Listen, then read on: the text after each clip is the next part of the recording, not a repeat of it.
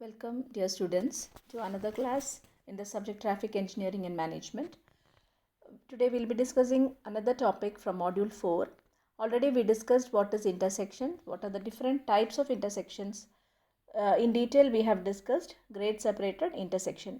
In today's class we are going to discuss what is at-grade intersection and the different types of at-grade intersections.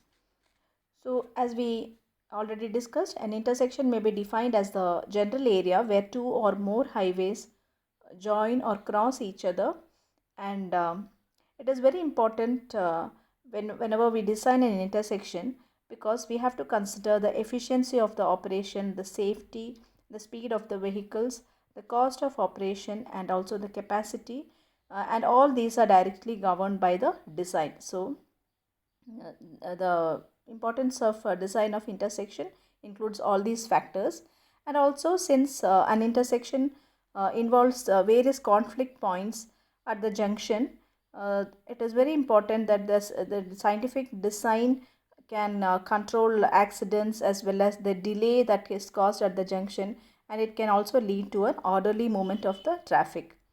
And here we see that there are two types of intersections normally, that is the grade separated intersection, in which the highways meet at different grades, or at the junction point the roads meet at different grades. And there is at grade intersection, which means that all the roads that meet at a junction or cross each other will be at the same level, or the grade will be the same. So we'll discuss what is at grade intersection in today's class. So like already I told you, at grade intersection is a type of intersection where all the roads or streets will meet a junction at a same level. And the choice between an at grade intersection or a grade separated intersection at a particular site will depend mainly on various factors like the traffic economy, the safety, the aesthetics, the delay, etc. And grade separated junctions are more expensive initially, but however they are more justified in various cases, like especially on facilities like the express highways, freeways and motorways. It is preferred to have grade separated intersection. And certain at grade intersections which have reached the maximum capacity, and where it is not possible to improve the capacity further by retaining the at grade crossings, at that point, at grade separated intersection will be preferred. And also at junctions where the traffic volume is very heavy, and the delays and the loss caused will justify economically the provision of a grade separated intersection. Now coming to the at grade intersection again, it is an intersection where all the roads will meet at the same level. So they are classified into three types. They are unchannelized intersection, channelized intersection, and rotary intersection. So what is meant by unchannelized, channelized, and rotary intersection? So we'll discuss them. So channelized intersection. So the word itself, it means the vehicles are channelized, or a particular channel or a direction is already provided at the junction, how the vehicle has to move about. So channelized intersection means here the vehicle that approach the intersection will be directed to definite path. So there will be some markings, etc. on the in the islands, and this method of controlling the flow of the vehicles, we call it as the channelization. And the advantage of this is that it will provide more safety, and also it will be more efficient, and also it will reduce the number of conflicts in this junction. And also the presence of traffic islands or markings, etc. will force the driver to reduce the speed. So whenever the driver feels that there is a control regarding the direction or speed, etc., he will automatically, the speed of the vehicle will be reduced, and he will also be more cautious while maneuvering the intersection. And this will also serve as a refuge for the pedestrians, because there will be pedestrian crossings on this at these junctions as well, and which will be safer for the pedestrians. So we can say that channelized intersection is mainly achieved by introducing in the intersection area some control, so that the flow will be easier. And here also the direction of the flow will be to definite path by these markings or any other means. So that is what we call as a channelization. Now coming to the unchannelized intersection. So unchannelized intersection, that is, in this case what happens is there are they are the lowest class of intersection. It's very easy to design because there is no markings or any particular directions or control in the case of an unchannelized intersection.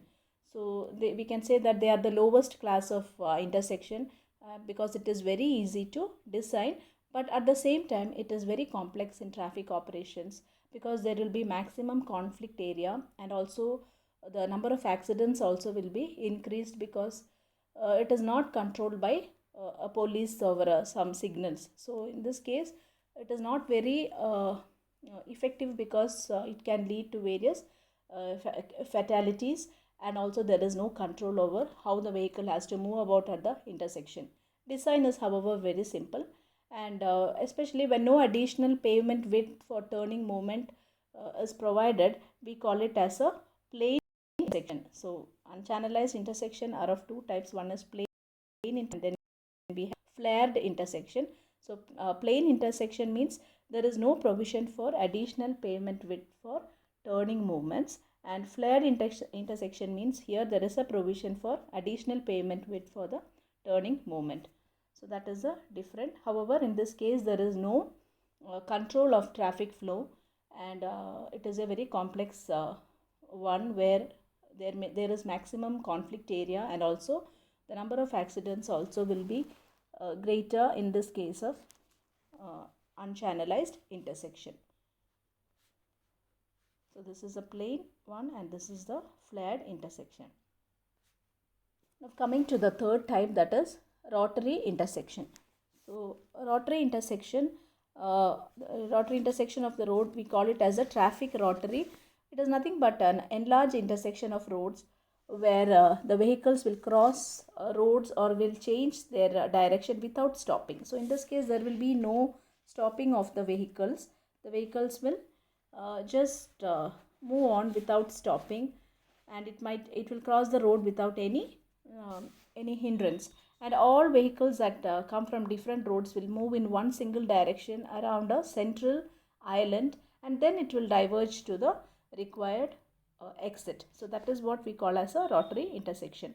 So it is also a specialized form of a at grade intersection which is laid out for the movement of the traffic in one direction round a central island.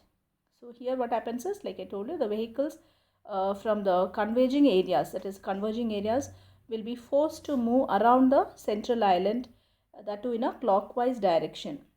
So this is what we call as a rotary intersection. Here you can see rotary intersection.